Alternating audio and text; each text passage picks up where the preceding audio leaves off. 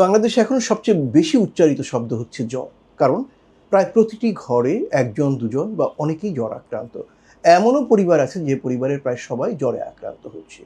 এই সময় যে জ্বরগুলো হচ্ছে তার প্রধান কারণগুলো হচ্ছে ডেঙ্গু, চিকনগুনিয়া, করোনা বা কোভিড-19, ইনফ্লুয়েঞ্জা জাতীয় ভাইরাস, শ্বাসতন্ত্রীয় সংক্রমণ বা বুকের ইনফেকশন, সাথে পানিবাহিত যে সংক্রমণ টাইফয়েড, প্যারাটাইফয়েড ইত্যাদি। তো সবচেয়ে বেশি ভোগাচ্ছে আমাদেরকে করোনা, ডেঙ্গু, চিকনগুনিয়া এবং সাধারণ ভাইরাসজনিত জ্বর। যে কারো জ্বর হোক, এ কারণে আমরা বলবো যে আপনি শুধুমাত্র পানি, তরল খাবার এটি যথেষ্ট পরিমাণে খাবেন, পর্যাপ্ত পরিমাণে, এবং প্যারাসিটামল জাতীয় ওষুধ খাবেন এবং তারপরে দ্রুত আপনার নিকটস্থ একজন চিকিৎসকের পরামর্শ নেবেন।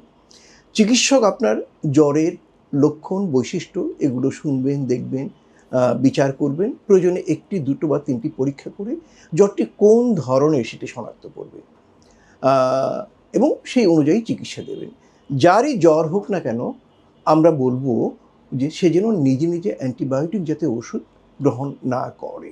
কারণ ডেঙ্গু এবং চিকনগুনিয়া এটি দুটোর লক্ষণ প্রায় কাছাকাছি। তবে চিকনগুনিয়াতে শরীরের ব্যথা, জয়েন্টের বা অস্থিসন্ধির ব্যথা তীব্রতর থাকে, যেখানে করোনাতে সারা শরীরে ব্যথা থাকে, কিন্তু জয়েন্ট বা অস্থিসন্ধির ব্যথা চিকনগুনিয়ার মতো তীব্র থাকে না। আবার করোনার ক্ষেত্রে আমরা দেখতে পাচ্ছি কাশি, শ্বাসের টানের মতো এবং মধ্যম বা তীব্র বা কম জ্বর থাকতে পারে, অনেক সময় পেটের অসুখও থাকতে পারে, কিন্তু তীব্র শরীর ব্যথা থাকে না। এগুলো লক্ষণ বটে। যেমন কারোর শরীরে যদি তীব্র ব্যথা, নড়তে পারে না, উঠে দাঁড়াতে পারে না, এটাকে আমরা চিকনগুনিয়া ভেবে চিকিৎসার বিশ্লেষণটা শুরু করব।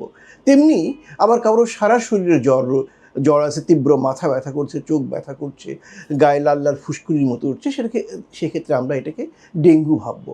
আবার কাশি, শ্বাসের এক ধরনের টান অনুভব করছে, তীব্র দুর্বলতা, নাকে গন্ধ পাচ্ছে না বা জিহ্বায় স্বাদ পাচ্ছে না, সেক্ষেত্রে কিন্তু আমরা করোনা ভাববো। এই জন্য লক্ষণগুলো যেমন আমরা যাচাই করব, রোগী নিজেও বা তার চারপাশের লোকজনও লক্ষণগুলোর দিকে নজর রাখবে। একই সাথে কিন্তু আমরা বলবো নিজে সিদ্ধান্ত না নিয়ে একজন চিকিৎসকের পরামর্শ নেবেন।